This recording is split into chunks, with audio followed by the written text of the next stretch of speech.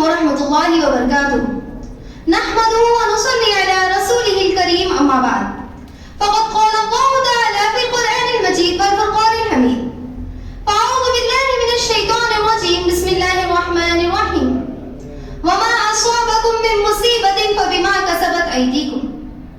معزز و مکرم صدر محترم، مشفق اساتذہ اکرام اور میری دینی بہنوں، آج کی اس بزم سعید میں جس موضوع پر روشنی ڈالنا چاہتی ہوں وہ ہے انسانی زندگی پر گناہوں کے اثرات. اللہ اور اس کے رسول کی ہر معصیت و نافرمانی گناہ کہلاتی ہے.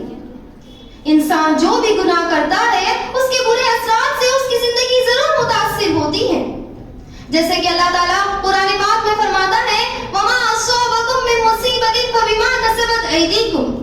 تمہیں جو کوئی بھی مصیبت یا پریشانی لاحق ہوتی ہے وہ تمہارے گناہوں ہی کا نتیجہ ہے. گناہ افراد کی طرح اقوام کی ہلاکت کا بھی باعث ہوتے ہیں. جیسے کہ فرمایا گیا فَأَهْلَكْنَاهُمْ بِذُنُوبِهِمْ. ہم نے اگلی امتوں کو ان کے گناہوں کی پاداشی میں ہلاک و برباد کیا.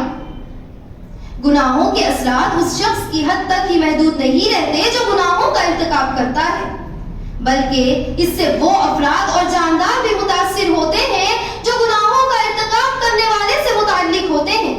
جیسے کہ بعض سلف صالحین سے منقول ہے، وہ فرمایا کرتے تھے کہ ہم کبھی کبھی گناہ کرتے تو اس کے اثرات اپنے بیوی خادم اور سواری میں محسوس کیا کرتے تھے. حضرت عباس رضی اللہ عنہ سے روایت ہے کہ انسان جب نیکی کرتا ہے تو اس کے چہرے پر رونق، دل میں نور، رزق میں خوشحالی، بدن میں قوت اور لوگوں کے دلوں میں اس کے لیے پیار اور محبت کے جذبے ابھرنے لگتے ہیں. اس کے برعکس انسان جب گناہ کرتا ہے تو اس کے چہرے پر بے رونقی، دل میں گھبراہٹ، رزق میں تنگی، اس کے بدن میں سستی اور لوگوں کے دلوں میں اس کے لیے بغض اور نفرت کے جذبات ابھرنے لگتے ہیں. گناہ علم سے محرومی اور اس کے نقصان کا بھی باعث ہوتے ہیں. جیسے کہ فرمایا گیا وَاتَّقُوا اللَّهَ وَيُعَلِّمُكُمُ اللَّهُ. اگر تم گناہوں سے بچو گے تو اللہ تمہیں علم سے نوازے گا. علم اللہ کا نور ہے اور اللہ کے نور سے اسی دل کو مزین کیا جاتا ہے جو گناہوں کی آلودگی سے پاک ہو. جو دل گناہوں سے آلودہ ہو اس سے اللہ کا نور چھین لیا جاتا ہے.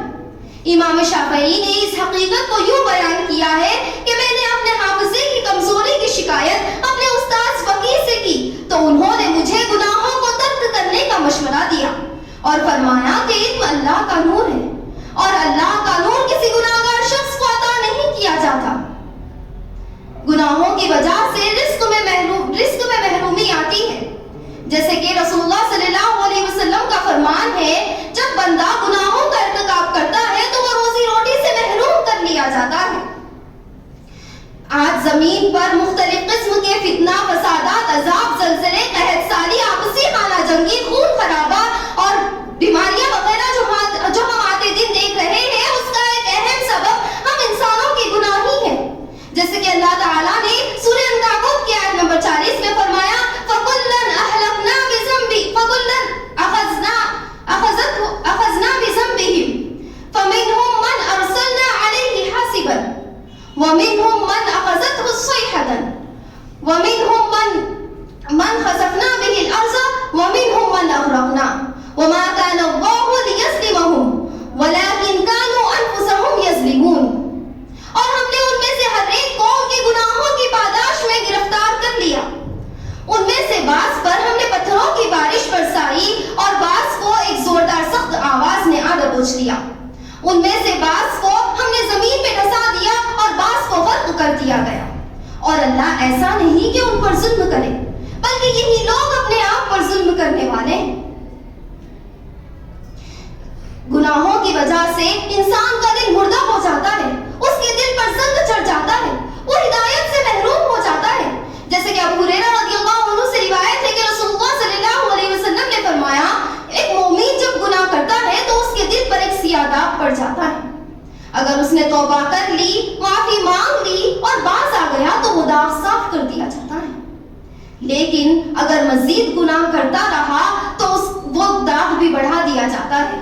اور یہ وہی زنگ ہے جس کے متعلق اللہ تعالیٰ نے قرآن میں فرمایا ہے كَلَّا بَلْ رَانَ عَلَىٰ قُلُوبِهِمْ مَا كَانُوا يَكْسِبُونَ.